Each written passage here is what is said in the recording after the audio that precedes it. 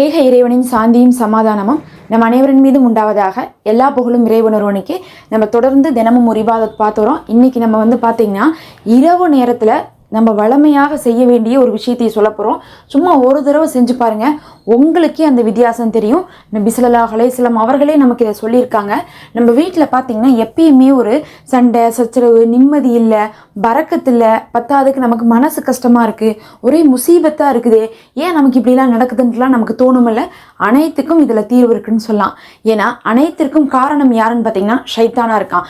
ஷைத்தானின் காரணமாகத்தான் நம்ம வீட்டுக்குள்ளே சண்டை வருது. அவனை பொறுத்தளவுக்கு ஒரு குடும்பம் நிம்மதியாக இருக்கக்கூடாது. அப்போ என்ன பண்ணுவானா, கணவன் மனைவிக்கு நடுவில், குடும்பத்தில் இருக்கக்கூடிய மாமனார் மாமியா அவங்களுக்கும் மருமகளுக்கும் நடுவில், குழந்தைகளுக்கு நடுவுலன்னு சொல்லிட்டு பிரச்சனைகளை கொண்டு வந்துட்டே இருப்பான்.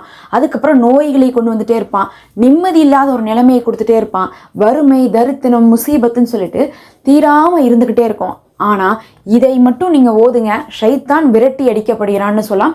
இதை ஓதக்கூடிய வீட்டுக்கு ஷைத்தான் 3 நாளைக்கு வரமாட்டான். நீங்கள் ஓதிருங்க, உங்கள் வீட்டை விட்டே அவன் போயிடுவான்னு சொல்லலாம். அந்த ஒரு விஷயத்தை தான் நம்ம இன்றைக்கி பார்க்க போகிறோம். இதை நபி ஸல்லல்லாஹு அலைஹி வஸல்லம் அவர்கள் சஹாபாக்களுக்கு கற்றுக் கொடுக்குறாங்க. சஹாபாக்களோடு உட்காந்து பேசிகிட்டு இருக்காங்க. பேசிகிட்டு இருக்கக்கூடிய நேரத்தில் ஒரு மலக்கு வராரு. அந்த மலக்கு பார்த்திங்கன்னா இதுவரையும் இந்த பூமிக்கு வராத ஒரு மலக்கு. அந்த மலக்கு சொல்கிறாங்க, யா ரசூலல்லாஹ், உங்கள் மீது சாந்தியும் சமாதானம் உண்டாகட்டும். அல்லாஹ் உங்களுக்கும் உங்களுடைய சமுதாயத்துக்கும் ஒரு பொக்கிஷத்திலிருந்து ஒரு நற்செய்தியை கொடுத்துருக்காங்கிறாங்க. நபி அவர்கள் ரொம்ப சந்தோஷப்படுறாங்க. அல்லாஹும் நமக்கு ஏதோ ஒரு ஸ்பெஷல் கிஃப்ட்டை கொடுத்துருக்கான், நமக்கும் நம்மளுடைய உம்மத்துகளுக்கும் சொல்லிட்டு ஆர்வமாக கேட்குறாங்க அது என்னன்ட்டு. அப்போது தான் அந்த மலக்கு சொல்கிறாங்க, ஆமன ரசூலு அப்படின்னு சொல்லக்கூடிய அல்பக்ரா சூராவுடைய கடைசி 2 வசனத்தை அல்லாஹ் உங்களுக்காக கொடுத்துருக்கான். இது 2000 வருடங்களுக்கு முன்னாடியே வானமும் பூமியும் படைப்பதற்கு முன்னாடி அல்லாஹ் எழுதி வைத்தது அவனுடைய ஏட்டில். அதை பார்க்கும்போது உங்களுடைய சமுதாயத்துக்காக உங்களுக்காக அல்லாஹ் பரிசாக இறக்கியிருக்கான்னு சொல்கிறாங்க. சுபஹான் அல்லாஹ். இதை சொன்னாங்க நபி அவர்கள். எந்த வீட்டில் இரவு நேரத்தில் 3 முறை இதை ஓதப்படுதோ அதோடு அந்த வீட்டை பிடிச்ச முசீபத்து, ஷைத்தான் எல்லாமே விரண்டு ஓடிடுவான். அப்போ ஒரு வீட்டை விட்டு ஷைத்தான், முசீபத்து நம்மளை விட்டு ஓடிட்டானவே அந்த வீடு எப்படி இருக்குன்னு பார்த்தீங்கன்னா அமைதியாக இருக்கும், நிம்மதியாக இருக்கும், சண்டை சச்சரவு இல்லாமல் இருக்கும்.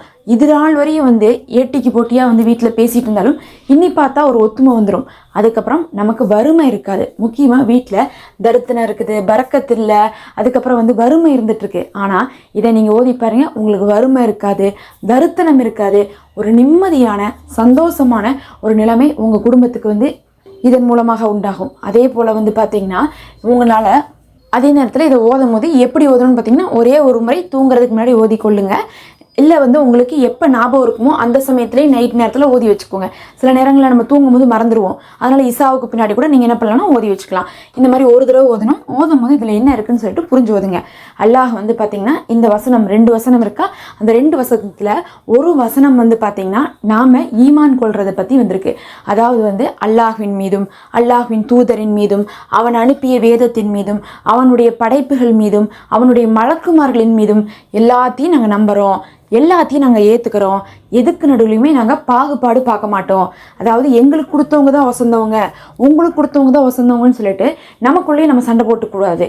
எப்படி நபி அவர்கள் நமக்கு பார்த்திங்கன்னா நபியாக கொடுக்கப்பட்டாங்களோ அந்த மாதிரி தான் பல சமுதாயத்துக்கு பல நபிமார்கள் பார்க்கும்போது நேர்வழிக்காக கொடுக்கப்பட்டிருக்காங்க. அதனால மலக்குமார்கள் சரி, நபிமார்கள் சரி, வேதங்கள் சரி, முக்கியமாக நபிமார்களும் வேதம் பார்த்திங்கன்னா ஒவ்வொரு சமுதாயத்துக்கும் ஒவ்வொரு நபிமார் இருப்பாங்க, ஒவ்வொரு வேதம் கொடுக்கப்பட்டிருக்கும். அதுலாம் நாங்கள் பாகுபாடு காட்ட மாட்டோம், நாங்கள் எதையுமே பிரித்து பார்க்க மாட்டோம், அனைத்தையுமே நாங்கள் ஏற்றுக்கிறோம், நம்புகிறோம், கண்ணியப்படுத்துகிறோம் அப்படிங்கிறோம் முதல் விஷயம். ரெண்டாவது, இதை சொன்னதுக்கப்புறம் ரெண்டாவது என்ன சொல்கிறோன்னு பார்த்தீங்கன்னா அல்லாஹ் இடத்துல கேட்குறோம். என்ன கேட்குறோன்னா, நீ யாருக்குமே எந்த ஒரு ஆத்மாவுக்கும் அதிகமான சக்திக்கு அதிகமான ஒரு சிரமத்தை எங்களுக்கு கொடுத்தது கிடையாது. அதே நேரத்தில் நீ முன்னாடி சமுதாயத்துக்கு கொடுத்ததை எங்களுக்கு கொடுத்துடாத அப்படின்னு நம்ம கேட்குறோம். ஏன்னா முன்னாடி சமுதாயத்துலலாம் நிறைய சோதனைகள் இருந்துச்சு. நம்மள மாதிரி அவங்களுடைய வாழ்க்கையெல்லாம் இல்லை, நிறைய கடினமான விஷயங்களெல்லாம் தாண்டி தான் அவங்க இஸ்லாத்தில் வாழ்ந்தாங்க. அந்த மாதிரி பார்க்கும்போது அவங்களுடைய சோதனைகளை எங்களுக்கு கொடுத்துடாத. எத்தனையோ பேரை நம்ம கேள்விப்பட்டிருக்கோம். எத்தனையோ சமுதாயங்கள் பார்த்திங்கன்னா புயல் காற்றுலையும் மழையிலையும்லாம் அழிக்கப்பட்டாங்க. அந்த மாதிரி எங்களை ஆக்கிறாத.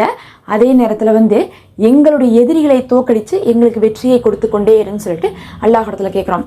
அப்போ இந்த 2 வசனத்தில் என்ன இருக்குன்னா, ஒரு வசனம் ஈமான் கொள்றதை பற்றியும், 2வது வசனம் நமக்கான நல்லதையை கேட்குற மாதிரியும் இந்த ஒரு வசனம் இருக்குது. இதை அல்லாஹ் தன்னுடைய ஏட்டிலிருந்து இறக்குனான். நபி அவர்களுக்காகவும் நமக்காகவும் தான் அல்லாஹ் கொடுத்துருக்கான். இது பார்த்திங்கன்னா வேறு நபிமார்களுக்கு கிடைக்கப்படலை, அவங்க உதவும் இல்லை. அப்படி ஒரு சிறப்பான பொக்கிஷம் தான் இது.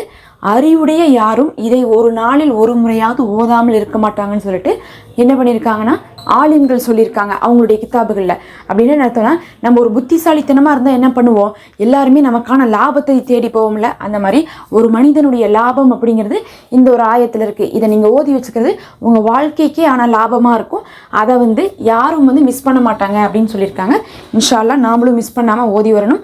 அல்லாஹ்வே போதுமானவன். இதை ஒரு தடவை ஓதிக்கோங்க. அஸ்ஸலாமு அலைக்கும்.